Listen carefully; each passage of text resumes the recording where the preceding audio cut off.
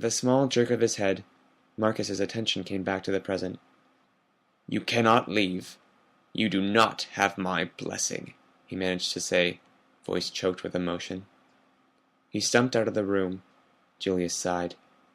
While he had known it would be a challenge to bring his father around, he hadn't anticipated the extreme opposition. He had hoped his father would support him. His mother walked back into the kitchen. She put her arm around his shoulder and gave it a tight squeeze. His mother was a gentle soul. Rarely did she ever express anger or frustration. She worked as a seamstress, weaving, repairing, and selling basic tunics for the poor people of the slums. Aurelia was similar to the clothing she made, simple and plain, but tough and strong, too. Not flashy or rich, but dependable and long-lasting. His mother had made a life for herself here in the slums. She sat down next to Julius. "Your father is not angry at you. He's angry that you are leaving your family. You have responsibilities here to your community, to the factory, and to your sister and father and I." Her voice was low, almost a whisper now. The sounds of the city crept into the quiet kitchen. The clanking and whirring of a nearby patrol walker, the occasional screech of metal against rusted metal, the faint sound of waves hitting the city wall behind them. "Can you bring Papa around? I have to go. This is about my only chance out of here, to see the Empire. Can you imagine, Mother? There is a world beyond these black iron walls, beyond this stinking slum. I can't stay here. I'll leave without his blessing, but leave I will," he promised his mother.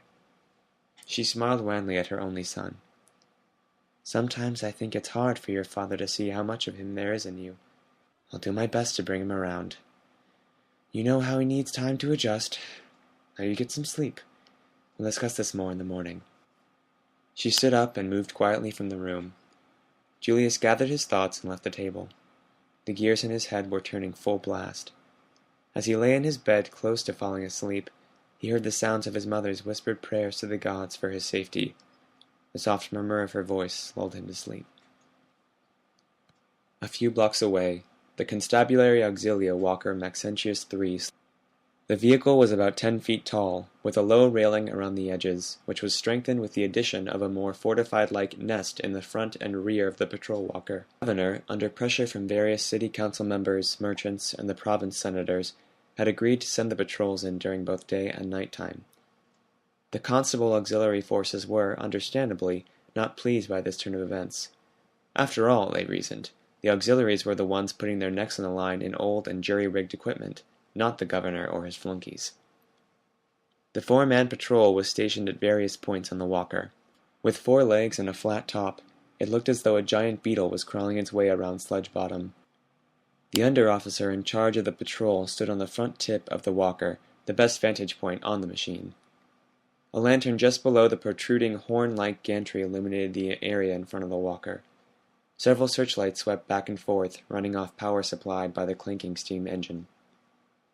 Moving through Sledge Bottom was always risky late at night, so they had both running lights and security lights on, temporarily brightening the narrow alleyways and side streets, washing over piles of debris and catching the scurrying movements of rats and larger things in the darkness. Although it wasn't exceptionally late, there were almost no citizens about. An odd feeling tingled at the back of Under-Officer Hakai's weathered and wrinkly neck. 20 years of constable instinct were telling him that something was not right. The streets shouldn't be quite this silent, especially in the Sledge Bottom quarter. Where were the bar patrons, the loitering drunks and rabble from the downtrodden masses? It was still early into the evening watch, so where were the people? A clattering of shingles on the roof of a nearby building caught his attention. He turned towards the sound. Grasping at the control panel in front of him, he slung the front searchlights towards the dark shingled roof on his right. The blazing light caught a flurry of movement, then nothing. Hakai turned slowly to face the other auxiliaries in his patrol. One man stood at the rear post, watching behind the patrol. His attention had also been caught by the noise on the roof. The helmsman and wireless operator sat at their controls under a small canvas canopy rigged in the middle of the deck. It was just big enough to provide cover for the temperamental wireless equipment from the occasional rain shower. They remained focused on their jobs, ignorant of the sudden unease that permeated the soupy evening air. Hakai's eyes scanned the rooftops. Suddenly he saw a shadow peek out from behind a chimney. Hakai pointed and called out, "You there! Identify! his voice cut off as a crossbow bolt tore through his neck, sending him over the side of the walkway.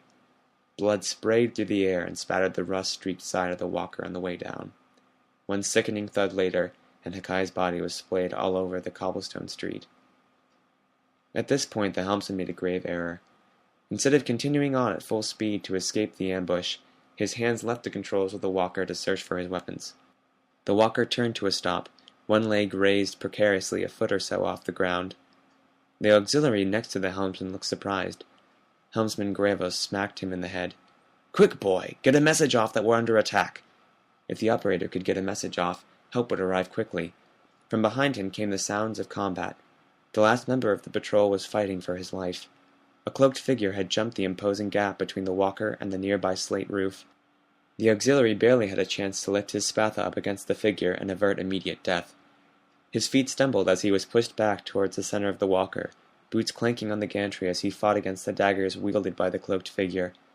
Unable to truly make out even the gender of the person he was fighting, the half-trained constable could barely do more than parry and retreat again and again. His footgear caught on a protruding screw. His sword wavered for a moment as his head instinctively turned to look behind him.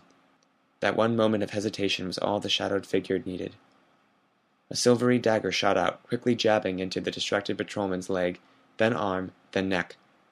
Blood spurted from the body as the luckless auxiliary slumped to the deck, his armor proving useless against the weapons. A powerful kick by the cloaked figure sent his lifeless body under the railing and over the side of the gantry. Seeing this, the helmsman drew his sword and battered shield from the rack and charged.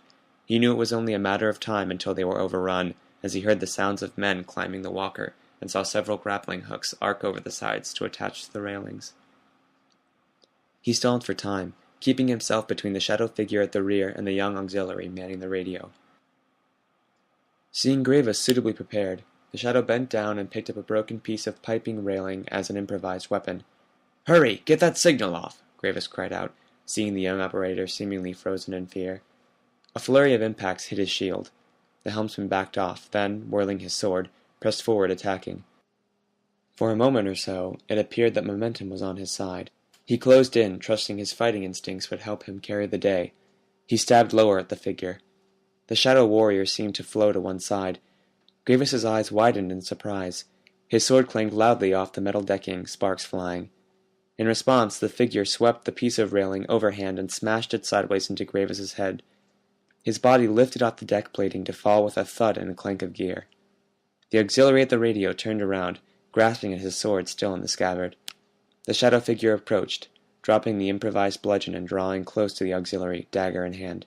An arm snapped out impossibly fast, and severed the wireless's power cable. "Hello, Mother." The figure in the cloak nodded imperceptibly at the auxiliary, placing one hand on his shoulder before moving away.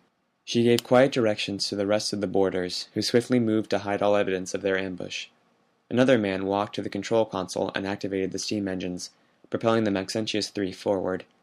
Seeing the helmsman still breathing, the traitorous auxiliary walked over, placing his sword over the downed man's neck. "You never were a very good driver." The sword stabbed down.